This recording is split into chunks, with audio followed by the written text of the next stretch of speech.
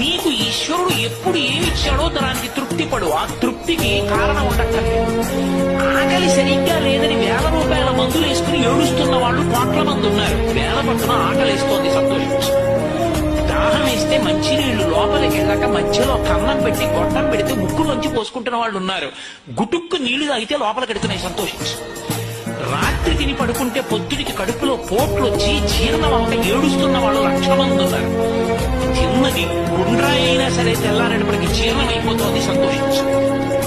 పడుకుంటే నిద్ర పట్టక చారుడు మాత్రలు వేసుకు పడుకుంటున్న వాళ్ళు ఉన్నారు. తలగడా మీద చెయ్యెట్టుకుని ఇలా పడుకుంటే నిద్ర పడుతోంది. పుస్తకం ఉంటే తప్ప మాట్లాడలేని వాళ్ళు ఉన్నారు. వేదికెక్కి కూర్చుని మాట్లాడటం మొదలు పెడితే గంగా ప్రవాహంలో వస్తుంది, సంతోషించు ఈశ్వరుడి కారుణ్యానికి. కొంతమంది కూర్చోలేని వాళ్ళు ఉన్నారు, కూర్చుంటున్నావు. నడవలేని వాళ్ళు ఉన్నారు, నడుస్తున్నావు. చూడలేని వాళ్ళు ఉన్నారు, చూస్తున్నావు. వినలేని వాళ్ళు ఉన్నారు, వింటున్నావు.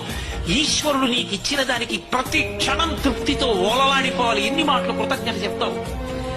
అది మానేసి ఎప్పుడు ఏదో పోయిందాన్ని తలుచుకుని ఏడవడం కాదు, వచ్చేదాన్ని ఊహించుకుని అలా జరిగితే బాగుండని కలువమని ఎగరేయడం కాదు.